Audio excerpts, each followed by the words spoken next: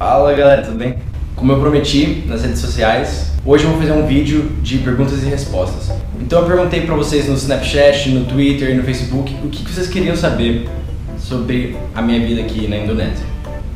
Pra ser bem sincero, eu pensei que eu ia receber tipo nenhuma pergunta, e se eu recebesse alguma pergunta ia ser tipo uma ou duas. Mas eu recebi bastante pergunta, então eu tô bem feliz e eu vou tentar responder da melhor maneira possível. Vamos lá. Primeira pergunta. Quais foram as maiores dificuldades que você enfrentou em relação à adaptação na Indonésia? Assim, em geral eu acho que não tive muito problema assim em adaptação em relação à cultura, foi bem tranquilo. Eu acho que talvez o que mais pegou assim foi a alimentação, que eu vou falar depois porque tem uma outra pergunta falando sobre isso. A culinária daqui. Tá, segunda pergunta, também da Gabriela Vizini. Qual é a mania mais esquisita que eles possuem? Duas coisas. A primeira coisa é que quando você é um professor aqui, e eu já falei sobre isso num outro vídeo, no vídeo do meu primeiro dia de aula, que eu vou deixar aqui, os alunos sempre te cumprimentam de uma maneira bem cordial, independentemente se você é um professor mais velho ou se você é um professor mais novinho. No meu caso, eu sou novinho. Tipo, eles pegam a tua mão e aí depois põem a mão deles no coração, assim.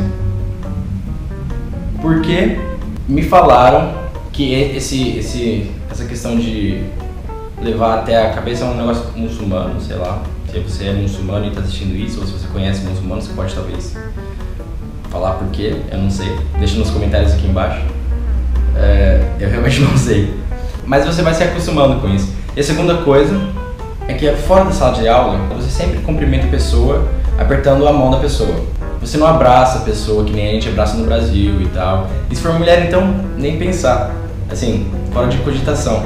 Então você não tem esse contato que nem você tem no Brasil.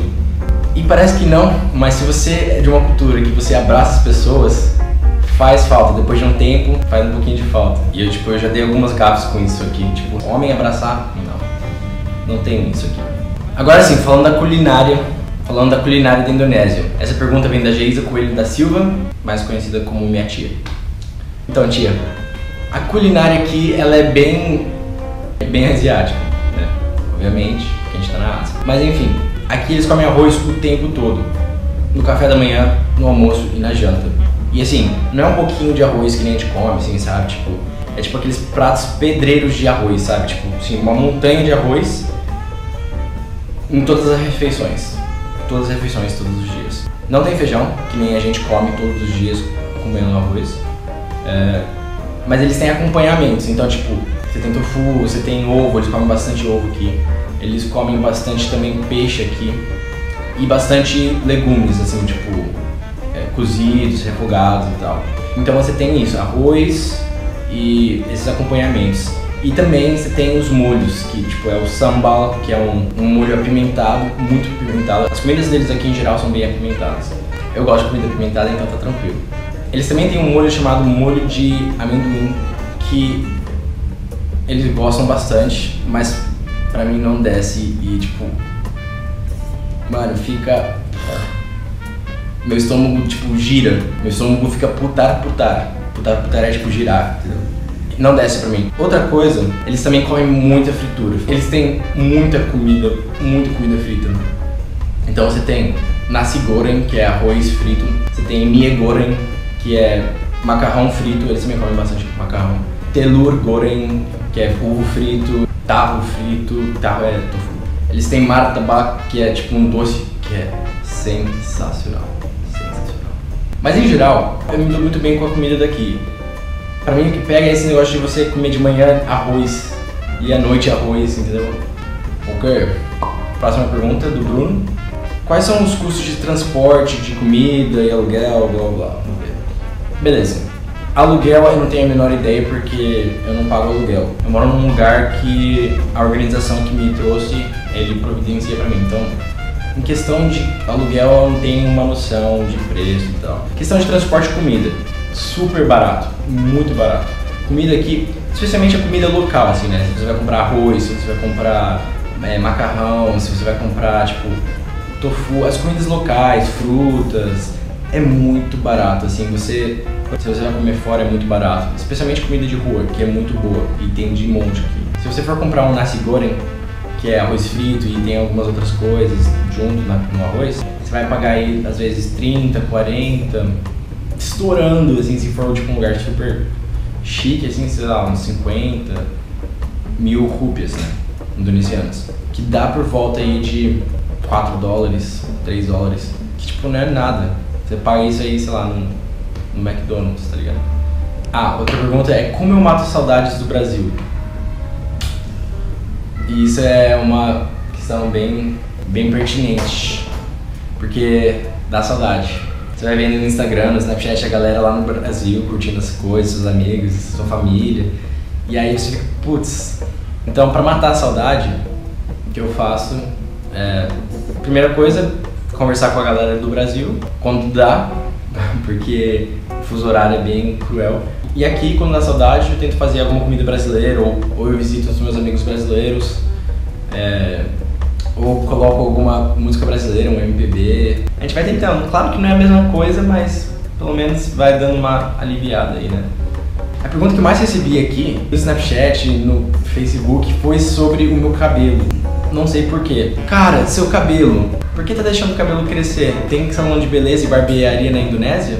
Você usa Pantene? Qual é a marca de shampoo que você usa para deixar suas madeixas no jeito? Quem usa madeixas? Madeixas. Shampoo, eu uso Head & Shoulders. Bom, eu tô deixando meu cabelo crescer desde junho do ano passado. E eu tô deixando crescer porque eu e um amigo, a gente fez um compromisso para deixar nosso cabelo crescer e ser tipo Sansão. Não, mentira. Mas a gente tá deixando o cabelo crescer porque a gente quer doar nosso cabelo. A gente quer doar nosso cabelo. Então, quando o cabelo crescer até um comprimento que é aceitável pelas organizações, a gente vai cortar ele e doar para fazer perucas para pessoas com câncer. Então, é isso aí. Por isso que a gente tá deixando crescer. E sim, eles têm barbearia aqui, eles têm cabeleireiros aqui. Inclusive, os cabeleireiros, eles também fazem massagem. Então, você compra, tipo, você vai cortar o cabelo, eles cortam o cabelo e depois eles fazem massagem em você. Tipo, é super massa a massagem. Eu fui lá só pra fazer massagem. A última pergunta é, qual a diferença entre a igreja adventista brasileira e da Indonésia? Como alguns de vocês sabem, eu sou cristão. E respondendo a sua pergunta de maneira mais objetiva assim, pouca coisa, é muito parecido. Acho que talvez a única coisa que seja assim, mais forte aqui é que o pessoal eles dão uma ênfase aqui muito grande em oração, muito mais do que no Brasil ou nos Estados Unidos, por exemplo. Mas acho que a questão mais interessante sobre religião não é nem sobre a igreja adventista ou a igreja cristã, é a questão geral da religião aqui. Porque se você mora no Ocidente, se você mora no Brasil, nos Estados Unidos, na Europa, você está acostumado com um país que ou é cristão ou que tem as suas raízes no cristianismo. Então você cresceu em padrões cristãos, né? De certa forma. E aqui é totalmente diferente. A Indonésia é o maior país muçulmano do mundo. 87% da população da Indonésia é muçulmana. Então é muito diferente você ser cristão aqui do que você ser cristão no Ocidente. E não vamos ser hipócritas. Quando a gente está no Brasil, nos Estados Unidos, em qualquer outro lugar, especialmente nos Estados Unidos, e você vê um muçulmano, você já olha com um olhar meio torto, assim, putz, essa pessoa é diferente, tá ligado? É um terrorista, ou sei lá, dá um negócio assim. De certa maneira, é a mesma coisa aqui. Os cristãos, eles são diferentes aqui na Indonésia.